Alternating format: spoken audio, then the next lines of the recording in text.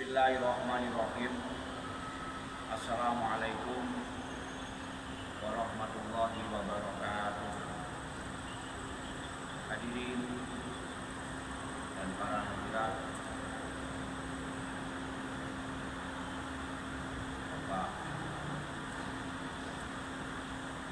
dan Ibu yang saya hormati, para santriwan dan santriwati yang saya banggakan, dan lebih khusus panitia Isra dan Mi'raj yang saya muliakan. Allah Subhanahu wa taala berfirman di dalam surah Al-Isra ayat 1. A'udzubillahi minasyaitonir rajim. Bismillahirrahmanirrahim. Subhanalladzi asra bi 'abdihi lailan minal masjidil haram ilal masjidil aqsa alladzi barakna haulahu linuriyahu min ayatina innahu huwas samiul basir. Artinya, Maha Suci Allah yang telah memperjalankan hambanya, yaitu Nabi Muhammad SAW, pada malam hari dari Masjidil Haram ke Masjidil Aqsa yang telah kami berkahi sekelilingnya agar kami perlihatkan kepadanya sebagai tanda-tanda kebesaran kami. Sesungguhnya Dia Maha mendengar dan Maha melihat. Isra, perjalanan Nabi Muhammad SAW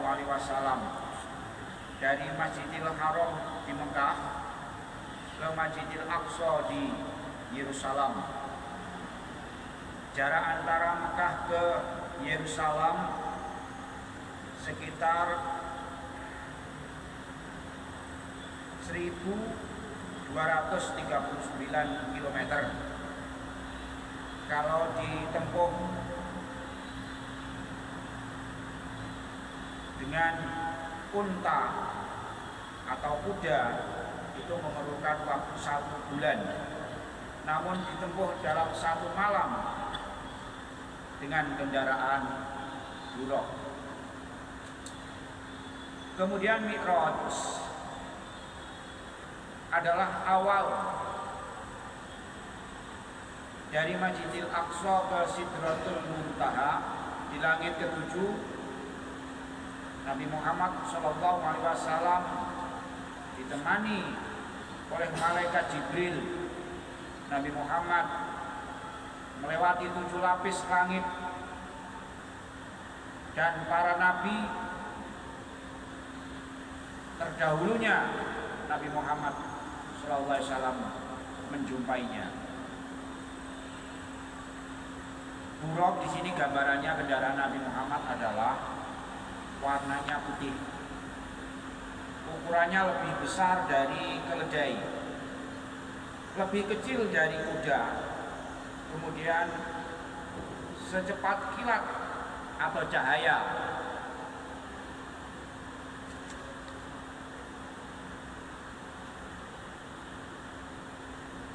Saat Nabi Muhammad SAW Isra dan Mi'raj,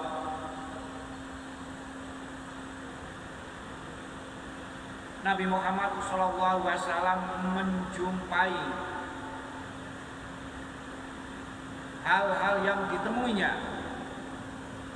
Yang pertama adalah Rasulullah SAW menjumpai golongan orang yang gemar sedekah, kemudian melihat tanaman setelah buahnya dipetik, kemudian tumbuh lagi buahnya. Ini adalah gambaran orang yang ahli sedekah. Kemudian yang kedua, Nabi Muhammad SAW menjumpai golongan yang berpegang teguh kepada agama Allah Subhanahu wa taala. Kemudian Nabi Muhammad SAW mencium bau harum, yaitu baunya Siti Masitoh yang dimasak hidup-hidup oleh Fir'aun karena tidak mau mengakui Fir'aun sebagai Tuhannya. Kemudian Rasulullah SAW menjumpai orang yang malas sholat fardu. Rasulullah SAW melihat orang-orang yang malas sholat fardu, kemudian kepalanya pecah, kemudian utuh kembali karena enggan melaksanakan sholat. Yang keempat, Rasulullah SAW menjumpai golongan orang yang enggan sedekah. Rasulullah SAW melihat orang-orang yang malas sedekah,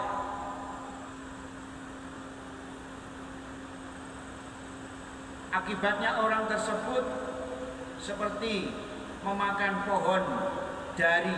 Pohon dari itu adalah pohon yang kering dan berduri, dan pohon zakum, tumbuhan yang rasanya pahit dan memakan batu yang panas. Inilah akibat orang-orang yang kikir dalam mengeluarkan hartanya untuk bersedekah. Yang kelima, Rasulullah SAW melihat orang yang memakan daging busuk. Kemudian Jibril menjawab, apa sebabnya orang tersebut memakan daging busuk? Jibril menjawab, itulah akibat orang yang melakukan zina ketika hidupnya di dalam dunia. Yang keenam, Rasulullah SAW melihat kayu di tengah jalan. Kemudian orang yang lewat tertabrak oleh kayu tersebut. Rasulullah bertanya kepada malaikat Jibril, apa penyebabnya orang tersebut sehingga tertabrak oleh kayu di tengah jalan? Jibril menjawab, orang itu sewaktu hidupnya di dalam dunia perbuatannya adalah merampok. Ketujuh, Rasulullah SAW menjumpai orang yang berenang di sungai yang penuh dengan darah. Di sungai tersebut Rasulullah bertanya kepada Jibril, apa penyebab orang itu berenang di sungai yang penuh dengan darah? Jibril menjawab, karena orang tersebut ketika hidup di dalam dunia makan harta riba. Yang kedelapan, Rasulullah SAW melihat orang yang memukul kayu dengan berat, memikul kayu yang berat, ditambah lagi bebannya kayu lagi. Akhirnya orang tersebut merasa keberatan memikul kayu tersebut. Kemudian Rasulullah bertanya kepada Jibril, apa penyebab orang tersebut? Jibril menjawab, orang tersebut ketika hidup di dalam dunianya adalah orang yang rakus jabatan. Kesembilan, Rasulullah SAW melihat orang yang dipotong lidahnya. Lidahnya tumbuh lagi, dipotong lagi lidahnya. Rasulullah bertanya kepada Jibril, apa penyebabnya? Orang tersebut adalah orang yang dai, yang pandai berbicara tetapi tidak bisa melaksanakannya apa yang diucapkannya. 10, Rasulullah SAW melihat orang yang mencakar mukanya sendiri, kukunya yang terbuat dari tembaga. Apa penyebabnya tersebut? Jibril menjawab, orang tersebut ketika hidup di dalam dunia adalah suka mengumpat orang lain. Ke-11, Rasulullah SAW melihat sapi yang keluar dari lubang yang kecil, kemudian mau kembali tidak bisa. Ini adalah merupakan gambaran orang yang hidup di dalam dunia, orang yang berbuat provokator, suka memecah belah. Hadirin wal hadirat, jamaah yang dimuliakan Allah Subhanahu wa taala.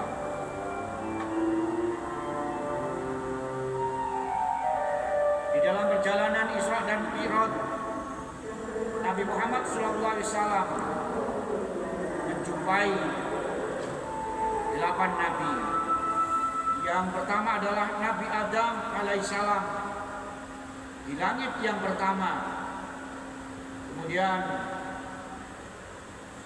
yang kedua Nabi Muhammad di dalam perjalanan Isra wal Mi'raj berjumpa dengan Nabi Isa dan Yahya di langit kedua. Di langit yang ketiga Nabi Muhammad berjumpa dengan Nabi Yusuf di langit ketiga. Kemudian di langit yang keempat Nabi Muhammad berjumpa dengan Nabi Idris. Di langit kelima Nabi Muhammad berjumpa dengan Harun. Di langit keenam Nabi Muhammad berjumpa dengan Nabi Musa. Di langit yang ke-7 Nabi Muhammad berjumpa dengan Nabi Ibrahim alaihissalam. Itulah ke-8 nabi yang dijumpai oleh Nabi Muhammad Sallallahu Alaihi Wasallam. Ketika Nabi Muhammad Sallallahu Alaihi Wasallam bertemu dengan Nabi Adam, Rasulullah Sallallahu Alaihi Wasallam melihat ke kanan, melihat ke kiri, menangis. Rasulullah Sallallahu Alaihi Wasallam bertanya, siapakah itu? Jibril menjawab, Adam dan keturunannya. Yang melihat ke kanan masuk surga, yang melihat ke kiri masuk ke dalam neraka. Itulah gambaran anak keturunnya Nabi Adam. Nanti ada yang masuk ke dalam neraka dan masuk ke dalam surganya Allah Subhanahu wa taala. Kemudian Nabi Muhammad SAW berjumpa dengan Nabi Musa. Nabi Musa menangis iri dengan umatnya Nabi Muhammad Sallallahu Alaihi Wasallam. Di dalam perjalanan Isra dan Mi'raj Nabi Muhammad SAW, Nabi Muhammad dioperasi oleh malaikat Jibril dan malaikat Mikail, dicuci dengan air Zam-Zam yang menggunakan mangkok emas. Kemudian 3 kali dicucikan oleh malaikat Jibril dan malaikat Mikail, dan diisi dengan hikmah dan keimanan. Itulah perjalanan Isra wal Mi'raj Nabi Muhammad Sallallahu Alaihi Wasallam. Karena sholat inilah yang merupakan pertama kali ketika nanti di akhirat yang akan dimintai pertanggungjawaban di hadapan oleh Allah Subhanahu wa taala. Dari Utsman bin Affan radhiyallahu anhu, barang siapa yang menjaga sholat 5 waktu tepat pada waktunya serta melanggengkannya, maka Allah Subhanahu wa taala akan pertama dekat kepada Allah Subhanahu wa taala. Badannya akan sehat, dijaga malaikat dari segala arah. Akan diturunkan keberkahan di dalam rumahnya. Wajahnya tanda-tanda orang yang soleh. Akan melembutkan hatinya sehingga mudah menerima nasihat yang baik. Berjalan di atas sirat seperti kilat, akan diselamatkan dari api neraka jahanam, akan ditempatkan di surganya Allah Subhanahu wa taala berdampingan dengan pembesar para wali Allah Subhanahu wa taala. Namun sholat kita ini apakah sudah baik, sudah khusyuk? Menurut Imam Ibnu Qayyim al-Jauziyah, sholat itu dibagi menjadi 5. Mu'aqab, sholatnya masih disiksa karena tidak memenuhi syarat dan rukunnya. Yang kedua adalah sholatnya tingkat mahasab, masih dipertimbangkan, masih dihisab. Ya, sudah lumayan syarat rukunnya ini sudah memenuhi, tetapi yang kedua di sini adalah sholatnya masih belum khusyuk, pikirannya masih kemana-mana, belum menghadap sepenuhnya kepada Allah Subhanahu wa taala. Yang ketiga adalah mukofar anhu, sudah memenuhi syarat rukunnya, pikirannya sudah kusuk kepada Allah, tetapi di dalam sholat belum mampu memahami bacaan-bacaan di dalam sholat itu sendiri. Yang keempat adalah tingkatan sholat mat sabun, sudah memenuhi syarat rukunnya, sudah kusuk dan sudah memahami bacaan-bacaan di dalam sholat, tetapi hatinya masih belum terbukanya takbir sehingga belum mampu melihat Allah secara mata batin. Yang kelimanya adalah sholat yang sempurna, mu'aqab min rabbihi, muqarrab min rabbihi. Sholat rukunnya sudah dipenuhi, syarat rukunnya sudah dipenuhi, sudah khusyuk, sudah mampu memahami bacaan-bacaan di dalam sholatnya. Kemudian sudah terbukanya takbir sehingga mampu melihat zatnya Allah, sudah mencapai muhasab. Inilah 5 golongan tingkatan sholat, dan kita tidak henti-hentinya untuk memperbaiki kualitas sholat kita, karena barang siapa yang memperbaiki sholatnya, kualitas sholatnya, maka Allah akan memperbaiki kehidupannya. Dan sholat yang sudah dijalankan dengan khusyuk, maka sholat itu mampu mencegah perbuatan keji dan munkar. Inna sholata tanha anil fahsya'i wal munkar. Ada 4 yang merusak sholat menurut Imam Al-Ghazali. Yang pertama adalah dunia. Maka dunia ini juga akan merusak sholat ketika sholat, tetapi pikirannya, hatinya masih memikirkan dunia. Hidupnya ada diniati hanya kesuksesan dunia, tidak sebagai sarana untuk beribadah kepada Allah Subhanahu wa ta'ala. Bahkan sholatnya diabaikan karena sibuk mencari dunia. Yang kedua adalah yang merusak sholat adalah manusia. Manusia juga bisa merusak sholat. Karena apa? Karena kita sering berhubungan dengan manusia, merupakan kepada Allah Subhanahu wa ta'ala. Seolah-olah kesuksesan itu adalah hasil dirinya sendiri, pertolongan orang lain adalah semuanya itu adalah kehendak Allah Subhanahu wa ta'ala. Semuanya adalah sarana. Oleh karena itu, mari kita senantiasa memperbaiki sholat kita. Kita tetap hablum minallah, mencari teman, sahabat yang membawa dekat kita kepada Allah, kesuksesan dunia juga akhirat. Yang ketiga adalah setan. Setan juga membawa rusaknya sholat kita. Kemudian yang keempat adalah nafsu yang jelek. Itu juga akan membawa rusaknya sholat sebagai penghalang marifat kita kepada Allah Subhanahu wa ta'ala. Kemudian sholat kita ini juga bisa tertolak. Ada 10 macam penyebab sholat itu tertolak. Yang pertama adalah sholat tetapi tanpa membaca surah Al-Fatihah. Yang kedua, tidak mengeluarkan zakat. Yang ketiga, imam yang dibenci. 4, budak yang lari dari majikannya. 5, pemimpin yang 5 adalah peminum arak.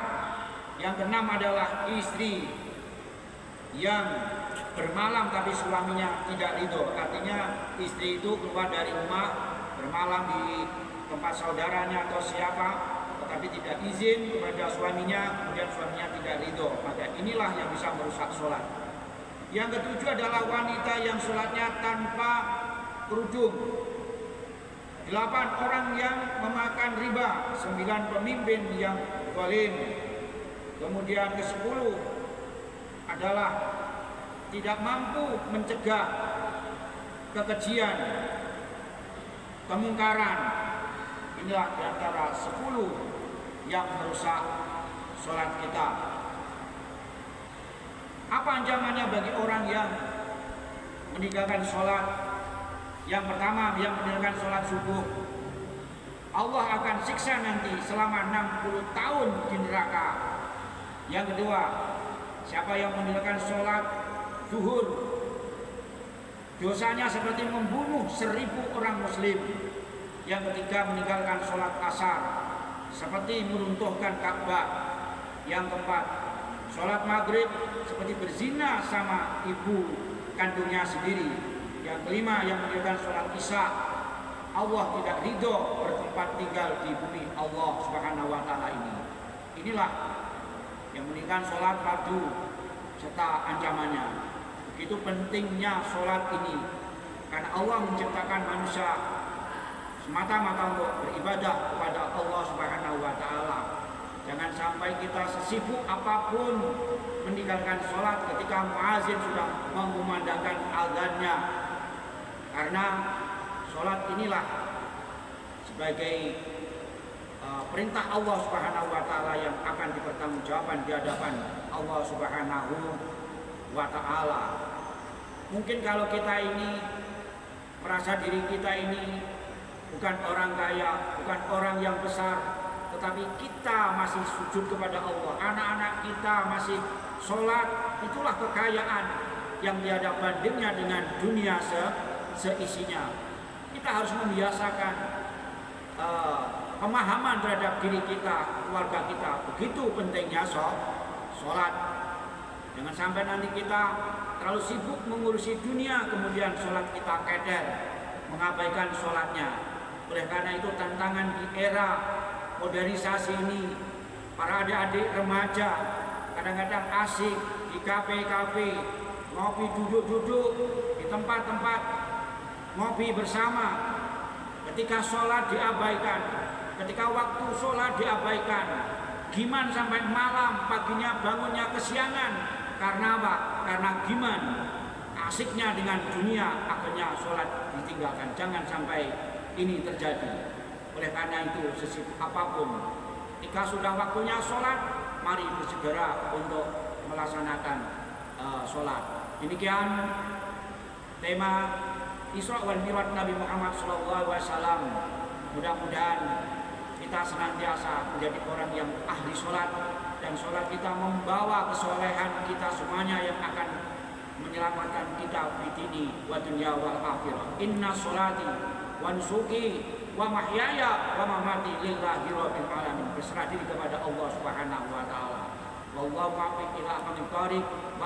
Wassalamualaikum warahmatullahi wabarakatuh. Yes,